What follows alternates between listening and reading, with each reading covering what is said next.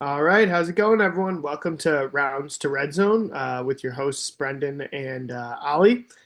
Today, we're going to talk a little bit about some fantasy football surprises from this season. So we picked out a few guys that we want to talk about. It could be a surprise, like they were much better than we thought, or a surprise. These guys kind of really disappointed this year for some owners. So, Ollie, why don't you kick us off? Yeah, Brandon, it's been a really surprising year for fantasy football. I would say a very big up and down year for a lot of players. Personally kind of shocked at how much of a roller coaster everybody's had, and there's been a lot of injuries, a lot of different storylines kind of heading into this year and kind of how it all unfolded. So definitely one to remember for the ages. But um, I think my first guy, it's gonna kind of go along with Brendan's. It's gonna be George Pickens. It's just the Cowboys. I think like skill group in general, but George Pickens in particular kind of really burst onto the scene in my opinion. Like it's just like I mean he's among the top five wide receivers this year. He has been, very good. I personally didn't expect it. I thought, just kind of seeing his outrages, on the Steelers and him just kind of blowing up and, among other things, I was not expecting him to be that good. And, hindsight's obviously 2020. You realize who he's playing with. Dak Prescott is the ultimate feeder of wide receivers. He's kind of like he's kind of like Matt Stafford, where he will feed his primary target, and George Pickens has been his primary target for most of the year. I mean, especially with CeeDee Lamb having that high ankle sprain, and them kind of being behind in a lot of games, and them kind of having to air the ball out a lot. Like he's been kind of his down the field target, and George Pickens has been feasting. He's doing very well. So I mean, if you picked him in the later rounds, you're probably very happy with yourself. Yeah, I'd say I agree. George Pickens has definitely been a surprise. I didn't envision a world where he would be a top five fantasy wide receiver this year. I think I looked before we started recording, and he was like wide receiver three overall right Yeah, now. And I would say, yeah, like you said, that a guy I picked was Javonte Williams. I think he's running back seven overall right now. So a top 10 fantasy running back for a guy that probably went like in the 10th plus round in a oh lot of yeah, leagues. There's probably leagues where you can look back and people took Jaden Blue or Miles Sanders before Javonte Williams, thinking he wasn't going to really be able to run this backfield, or took yeah. Blue as a sleeper. But yeah, so I think this whole group is surprising for a lot of reasons. I think nobody really knew what the running back room was going to shake out. I think, if anything, most people thought it was going to be some form of a committee. And then Right. Javonte Williams came out week one and kind of stole the show right away and showed he can really play. And then obviously Miles Sanders getting hurt for the year definitely like helped up his usage a bit. And then, but I feel like a lot of people took Jaden Blue as a sleeper, thinking he might end up coming or like have some sort of role. And he's been a healthy scratch for like a month now. So Sure. it'll be interesting to see what happens in the offseason if they re-sign Javante or not. From like a dynasty perspective, like how we're going to value him, because Javante's still only 26 years old. I mean, Yeah. he's not a real old player, and if he He can was like also like hold a down lead this Cowboy, prospect coming out, right? In college, he was a pretty elite yeah, prospect yeah, coming out, yeah, I and think he was like a second round pick. he was, yeah. Carolina. So yeah, yeah, really surprised. Javante's been as good as he has been. Kind of flashing some of that stuff that is why he was drafted in the second round. Some receiving upside power and some burst too. But I think also I want to point out like what's surprising in this kind of Cowboys offensive weaponry is just how CD Lamb has almost underperformed. I mean, I know he's been Yeah. hurt, so it's going to hurt his ranking. It's tough to say, but I feel like just watching him play, the drops, he's just like basically been the second receiver to Pickens. Like when they're both on the field, it appears pretty apparent that's the case. I mean, don't get me wrong, there's been games where CD's obviously showing that alpha role, but you have to wonder if Pickens is in Dallas long term, how that affects CD Lamb's output. And I definitely would just say I'm surprised. I thought this offense would be probably decent. I did think they would trail in a lot of games. They'll throw the ball a lot. So from a volume perspective, I thought if anything, CD Lamb was going to be a monster this year. And I've definitely been wrong about that, which has been surprising. So obviously the injuries, granted, make a big difference. But I mean, that's fair. I think, kind of like, I guess to say, I mean, we kind of expected the Cowboys offense to be, good. When Dak is healthy, the offense is usually good. People usually do well. But it is kind of surprising how much of the offense has done well because in the past it's always been, like, oh, like CeeDee Lamb was really good in 2023, for example. But like, like there wasn't really, I guess, like another notable guy. Like Jake Ferguson was like okay that year. I forget who the running back that year was, but he kind of did like a little okay as well. Um, maybe it was Tony Pollard. I don't remember exactly, but it wasn't the way it Yeah, is this year. I last mean, year or 2 years ago. 2 years ago, yeah, like when Dak was like having like I that think it was, MVP-esque season, and he was like like really I going think it off. was, But yeah, I mean, this year it's like insane, right? This year, like, I mean, obviously, CeeDee Lamb's not been, what we want him to be, but like, he's still been an insane wide receiver. And then you have George Pickens, who's been wide receiver three on the season. Um, and overall, I'm not talking about like as a wide receiver three, a wide receiver three overall. And then Jake Ferguson's like tight end three this year. And like you said, Javonte has been really good too. I mean, we expected the Cowboys offense to be good, but we didn't expect it to be, I guess, like this good for fantasy football, right? Like it's kind of shocking how explosive it has been for fantasy football. for sure. Definitely. Yeah. So, Even Dak yeah, even himself, right? QB3, kind of insane. yeah, even Dak and Jake Ferguson have both been awesome. I mean, it helps when your defense is really bad. I think we see that Yeah. with the Bengals too. That when you're trailing in a lot of games, you're going to throw the ball a lot. You're going to score a lot of points. But yeah, that offense as a unit has been awesome this year. All of those guys have been great fantasy assets. So even last week, Flournoy popped off out of nowhere, had like 100 yards when CD went out. But I'm not ready to say he's going to be fantasy relevant just yet. But all right, I can move on to my next guy. Yeah. I think my next surprise I had written down was Chris Olave. So Olave is currently up to Olave wide is a big receiver one. 7, and I would say going into this year, we obviously know the talent's there with Olave. He's a talented player. He's really good. He's been good in the past. But I don't know if he's ever quite reached this high of a level in fantasy. Like, I don't believe he's been, I'm going to double check myself right now, a top 10 wide receiver in fantasy I before. I don't think think he's been so. I think close. his I think his best fish was like wide receiver 15, I want to say, before this. You pretty much dead on. I'm looking Yeah. at it was 16 before this in his second season. And I would say then you could argue, I think back then he had Derek Carr still, Yeah. like almost better quarterback play than he has now, for sure. I mean, Shuck has been okay last week and stuff, but generally has not been great, him and Rattler this year. And I mean, it makes sense. They're trailing in a lot of games, so he's going to see a lot of volume and usage, and he's kind of their main receiver, especially with Shaheed getting traded. But I just assume, I kind of feel like going into this season, I presume because this offense was going to be so bad, that was going to be really tough for him to be fantasy relevant.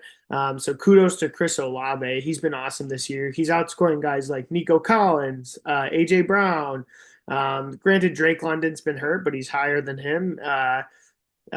Cortland Sutton, who's a guy a lot of people are high on, he's outscoring him. He's outscoring CD. He's outscoring Justin Jefferson by a wide margin. He's been fairly healthy.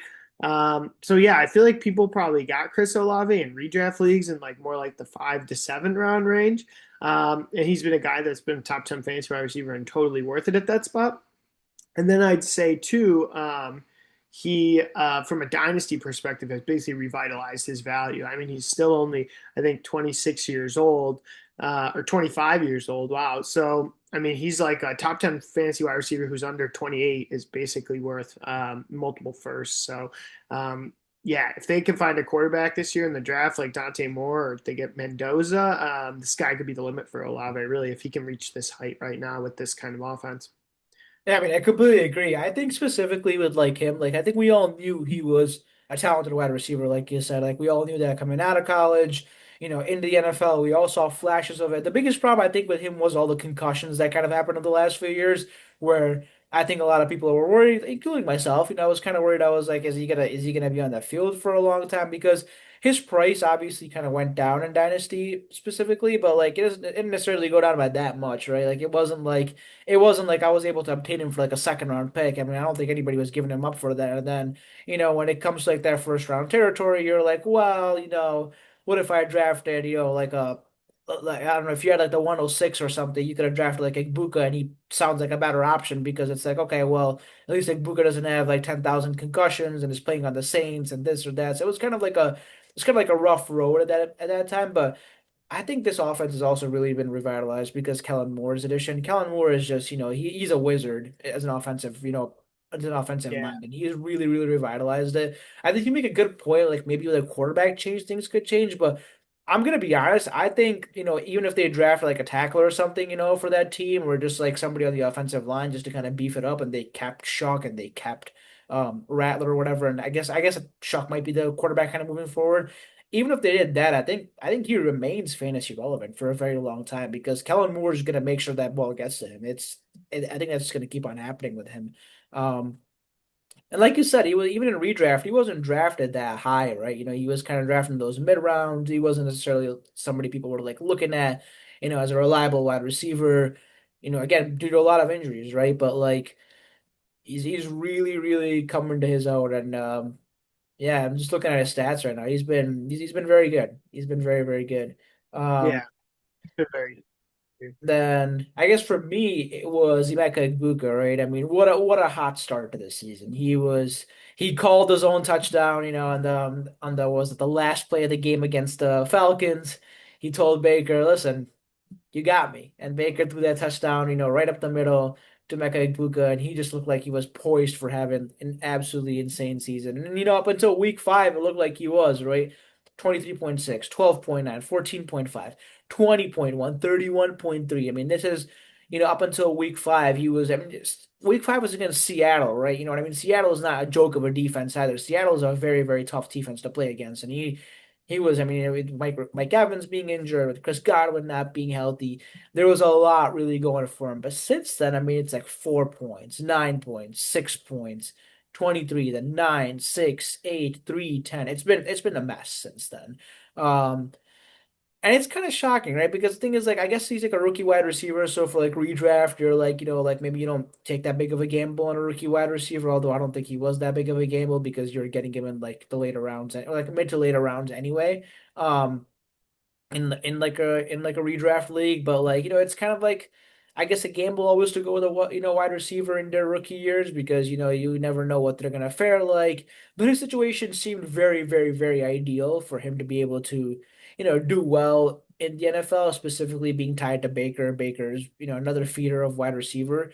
Um, it's just shocking how his season's kind of gone down. But I mean, we were kind of talking about it earlier. A lot of that really comes down to how Baker's been playing over the last few, months. Baker, I mean, the Buccaneers start off red hot, right? People thought they might be Super Bowl contenders. They were among the top 5 favorites, I think, at 1.2 because of how good Baker was playing. Baker was, a top 5 MVP candidate at that point, but he has really, really fallen off a cliff ever since then. I mean, their offense has kind of really, really gone downhill.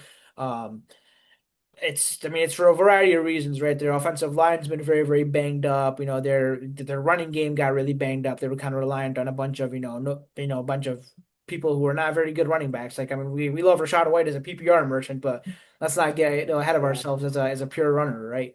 Um, so it's been a disappointing year for him because of how good he started off. I think he really looked like he was on trajectory to finish as a very high-end wide receiver, but the last few months has been really, really rough on him. But for Dynasty, I mean, he is pretty safe, right? You know what I mean? We expect Baker to bounce back. We expect him to be healthier next year. We expect his team to be better next year.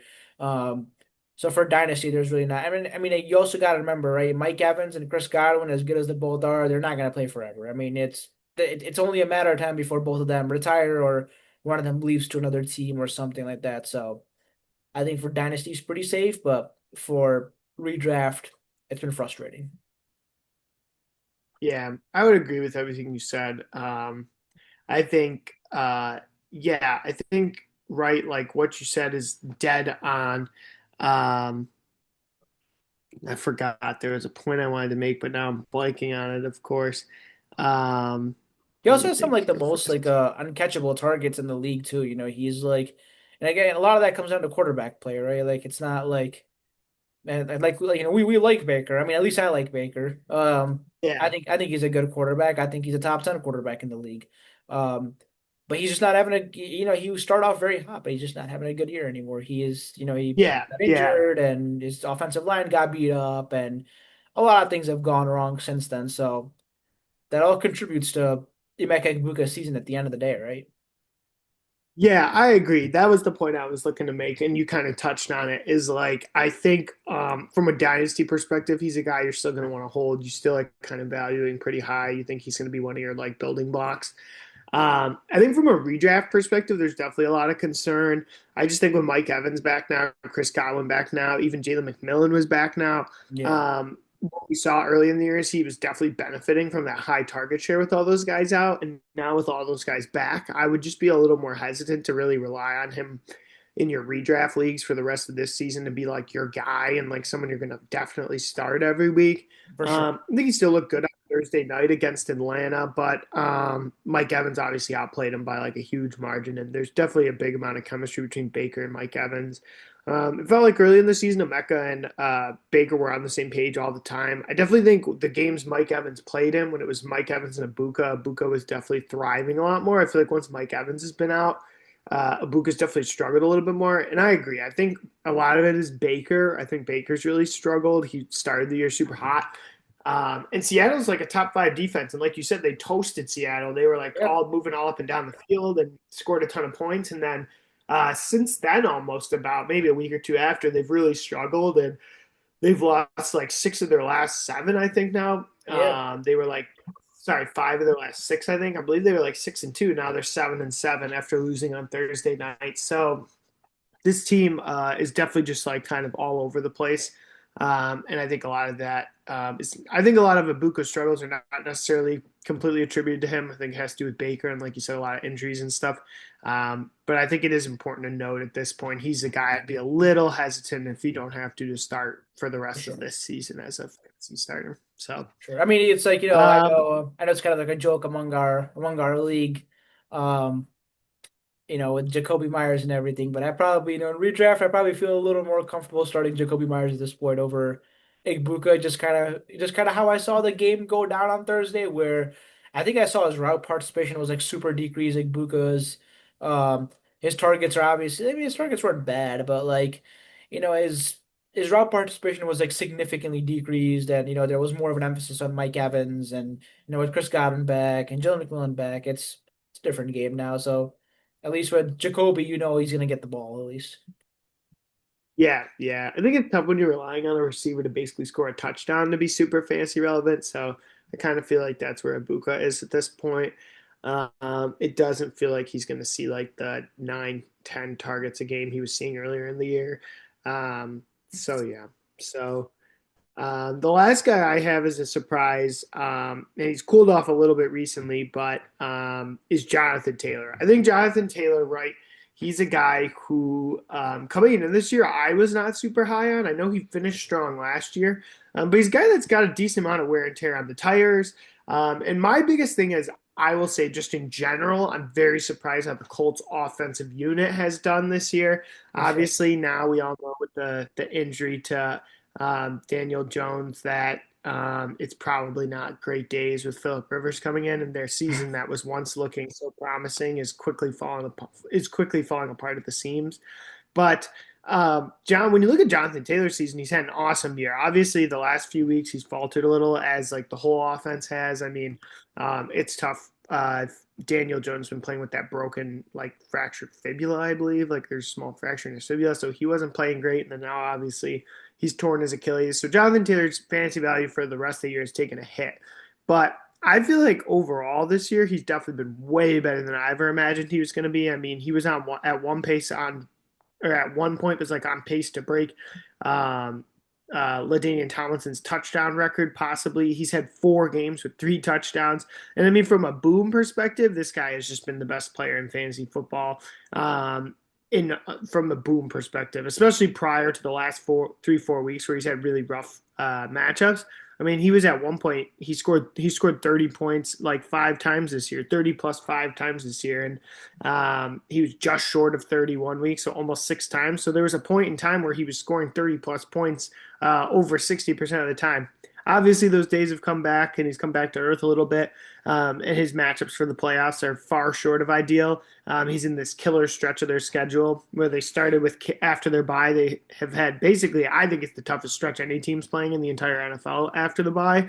They had a KC, Houston, who's hot, Jacksonville, at Seattle, San Francisco at home, Jacksonville, and then Houston again. Those are outside of Kansas City, ironically, all teams winning records, all teams that are probably going to make the playoffs. And So I don't think it's going to get any easier for Jonathan Taylor from here. Ah. But I'll just say, kind of talking about players we're surprised with. He's a guy.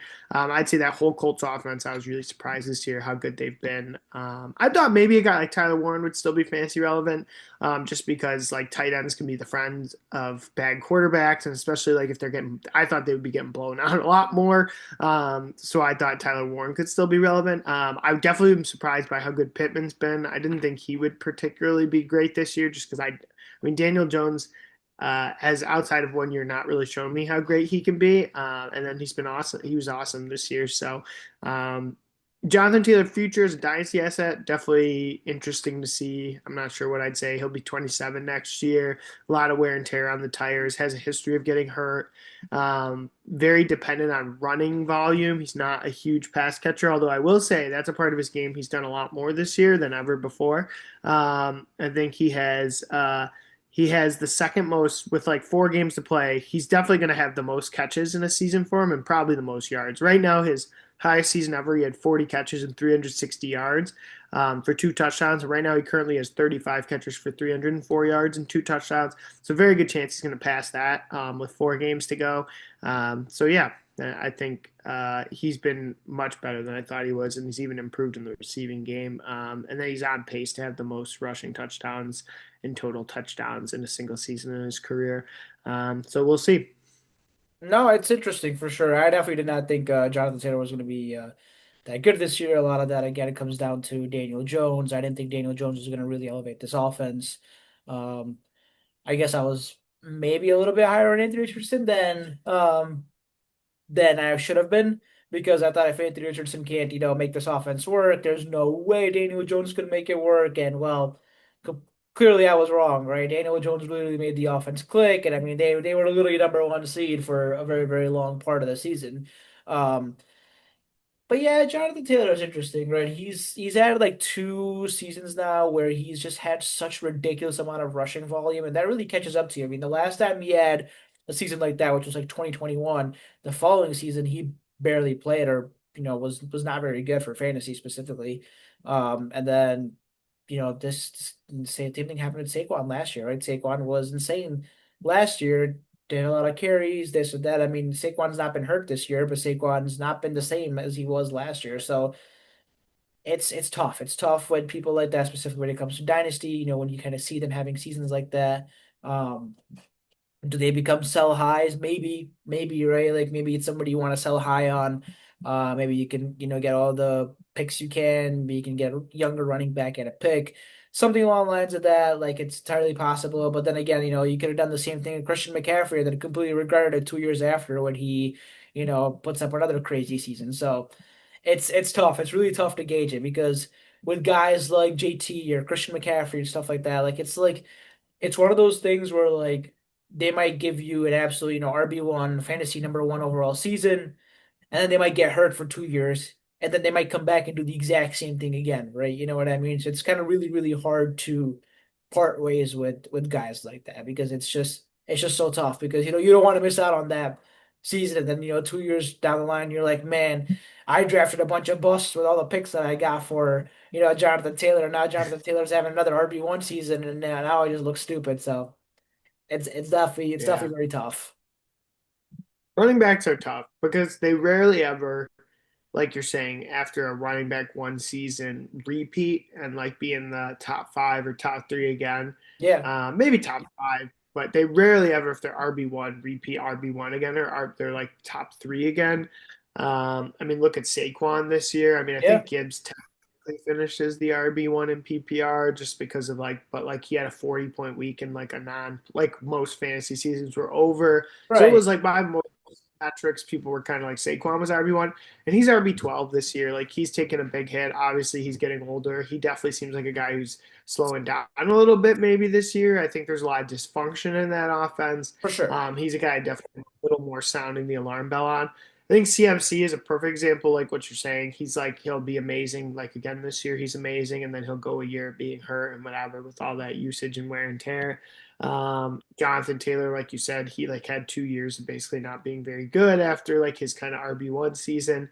I think the guys who I feel comfortable like when I'm like kind of looking at that is I like guys who are really young. If they're Yeah, like for high sure. RB1 stuff, they tend to be able just because they're a little less likely to get hurt. But even a guy like Brees Hall, not that he was hurt, but he was like RB2 3 years or a couple of years back, and then he's like basically not quite returned to that form. Obviously, there's a lot of team stuff going on with him, and I think he's still talented. But Gibbs is a guy I think obviously he was like basically RB1, RB2 last year with Saquon, and then he's right back like RB3 right now. He's a guy like what I'm talking about. The difference with Gibbs too, I'll say, is like you got to pay attention to usage. He's a guy who doesn't see like a an absurd workload. I think this Exactly. year's like the biggest workload he's ever seen. Like in a way, like last year Right. he had more touchdowns probably than he's on pace for this year. But he's like because he's just had a lot of catches with injuries and whatever, and they've trailed a lot more than they have in the past. Um, but I mean, Gibbs is awesome. He's like a guy I feel comfortable taking again, even if he finishes RB1. I think it's once you hit that 26 to like 30 range, I think it just starts to get a little more unpredictable with the running backs. Like they could be really good. There's a little more bust radius around that, and For then like sure. 30 plus, obviously, you're taking a real gamble. I mean, Derrick Henry has been like father time. I think where is at this year, obviously he's regressed from last year, but he's still like a starting running back, but it's like a understandable dip, I would say. For sure. For sure. And then the last guy I have is Justin Jefferson. Um, Oh, what a fall from grace, right? Um, but it's not his fault, you not know what I mean? It's Justin Jefferson, obviously, you can make the argument he's the best receiver in the league, he's the second best receiver in the league, whatever you want to make the argument I for. don't even know if he's top five anymore. I mean, based off this season, it's not been very, very good. But based off talent, I mean, if you're drafting a team, like right now, real NFL team, you're probably thinking about Justin Jefferson, Jamar Chase, JSN. Those are the guys you're thinking about, having on your team. Yeah, Um, Drake London, what's that? Puka. Said CD Lamb, Drake London, Puka. Yeah, I mean, I get it, but Justin Jefferson, he's been on like a Hall of Fame trajectory. You know what I mean? All of a sudden, he has an absolute just insanely down year, and it's it's one of those things again, kind of like Buka, right? His quarterback situation this year has been, the absolute worst. And he's been kind of touted as a guy that's like quarterback proof, but like there's only so much just you can only be so quarterback proof, right? His quarterback play has been, like absolutely abysmal this year. Like I know like people like have been drawing comparison between him and Garrett Wilson. People are like, well, Garrett Wilson had like almost, terrible quarterback play his entire career. He's never had a good quarterback play, and he's still always finished with 1,000 yards when he's been healthy. Um, this, that. I'm like, I totally get it, but like I don't even think Garrett Wilson has had this bad of quarterback play in his entire career either. I mean, this is like historic, what Justin Jefferson's had. Um, with Dynasty, I think the problem also kind of comes in now that Justin Jefferson's starting to get a little bit older now, right? You know what I mean? I think he's like getting 20. I think honestly he's 27, right? He's 26 or 27. Let's 26. I'm looking at his profile right now. 26, right? So he's going to be 27 before that beginning of next year. Um, which is something, to kind of like, be a little, just gotta be a little aware about, right? Because like wide receivers kind of do take a little bit of a dip, once they start to get around that age, and specifically their value in dynasty starts to take a little bit of a dip. If you're a contender, you're keeping him because I just don't think it can get any worse than this, when it comes to his quarterback situation, next year. I think whether they keep JJ McCarthy or whether they get another quarterback, whatever it is, there's going to be some type of improvement. There's going to be some type of effort to get him involved. Maybe he'll request a trade. Maybe Joe Burrow will end up there. We don't know yet. You know what I mean? Like there's all sorts of possibilities of what could happen for Justin Jefferson. But like if you're a contender, you're keeping him, right? Um, if you're not a contender, I don't know if this is a good time to trade him, in Dynasty because I feel like you're basically His trading value him is just very, very low. You know what I mean? Like nobody's gonna give you what he's actually worth at this point. People are gonna be, lowballing you. I mean, it's funny. I was telling you like a few weeks ago over the summer, I offered, 4 first-round picks for him because I was, I wanted Justin Jefferson on my team. And in hindsight, that's a fantastic trade that it got declined at that time, and I'm really, really glad it did because it would have been absolutely crippled my team. But it literally would have crippled my team. I think I was. This is what happens when you play fantasy football. Sometimes you get really, really emotional about certain players. You watch their highlights, and then you're just like, "Man, I just gotta have him. I don't care what the price." It just happens. You know what I mean? Like obviously, you pay a price like that for a Jamar Chase. It's one thing because Jamar Chase is tied to a good quarterback. Jamar Chase is, been getting, consistent receiving volume. He's also younger than Justin Jefferson too, right? And I think in my opinion, he's a little bit better than Justin Jefferson too. But like, um, it's different to do that for Justin Jefferson because his quarterback situation is kind of, a little bleak. It's, we don't know what's kind of going on with him. So if you're even a Yeah, rebuilder, I would just hold on to him. I feel like you gotta wait until at least a few weeks into next season, just to kind of see, just to kind of, show to the world that he is still Justin Jefferson. He has those, 25, 30 point games a few times, and then you can trade him. Then you can be like, listen, this is Justin Jefferson. These are his career stats. This is what he looks like right now. Last year was just a down year. I want, 3 firsts for him. I don't know. Well, whatever you want for him.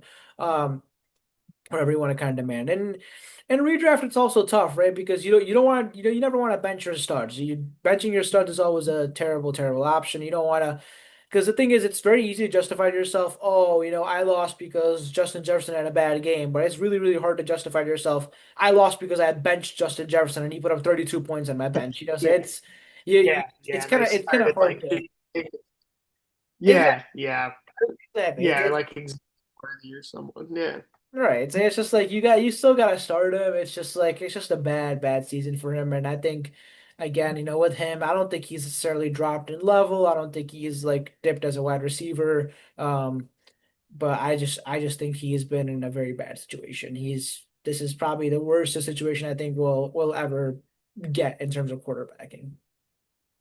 yeah, I agree. I think it's been a bad quarterback situation. I think you've seen other elite receivers kind of work through that, but I think this offense has just been disjointed. They've struggled. I think what was a little concerning to me is they blow Washington out last week, and then Yeah, Justin Jefferson still has 11 yards receiving. In the last 2 weeks, he has combined 4 catches for 15 yards. That's definitely like sounding alarm flags as far as like starting him in fantasy, but I just don't know what to do. Like you said, Ollie, like it's really, really, really hard to bench a guy like that because I think the risk of regret is much higher than the for kind sure. of reward of benching him. I do think he's a guy who's going to bounce back. I think if he gets any better quarterback play, he'll be better. But definitely a little concerning what we're seeing this year. But I mean, throughout his career, he's been elite. I think especially what's like just been alarming and kind of tough for fantasy is he really wasn't playing that bad up until week 9. For Up sure. until after Detroit, he had 10 points every single week. He had four. I mean, he wasn't blowing the doors off teams, but 14.8, 11.1, Yeah. 12.5, 22.6, It was double 19.3, 12 point. digits. Yeah, yeah. Every week he's getting kind of between that. He had a few weeks where he was like under 14, but he was 14 plus every other week, eight of 5 of 8 weeks. So you're like, okay, like that's a guy you're starting every week, no matter who he is. If you're getting close to 15 points out of a guy, that's a great starter. You know what I mean? Sure. And then it's just been this wall since week 10. He's scored under 10 4 times. He's broken 10 once at 11 points. And then he's been under 5 the last 2 weeks. So hasn't scored a touchdown since week 9 either. So yeah, I mean, you hope that this kind of comes back, and we just remember this year as a blip in his career. But I mean, right now he's looking at an uphill battle to even finish with 1,000 receiving yards, which isn't something you would have remotely thought going into this year and about halfway through the season. So we'll see. He's got some very favorable matchups the next few weeks here with Dallas, Giants, and Detroit again. So hopefully he can kind of bounce back if you have him and you did make the playoffs somehow in a redraft league with him. Hopefully maybe he can reward you for your patience and kind of sticking to him. So we'll see. For sure. I'm sure Brendan's hoping that's not the case because his opponent Yeah, I'd play. has Justin Jefferson and Brendan cannot afford losing that matchup. I agree. I think I would prefer him to continue his trend at this time, but we'll see. My luck. He's playing Dallas. That's like a guaranteed 25 points probably. So we'll see. We'll see. But yeah, that's all we have for you today, folks. Subscribe to our YouTube channel at Rounds to Red Zone. Like, comment, and let us know what we would like to talk about next. Sounds good. Have a good one, everyone.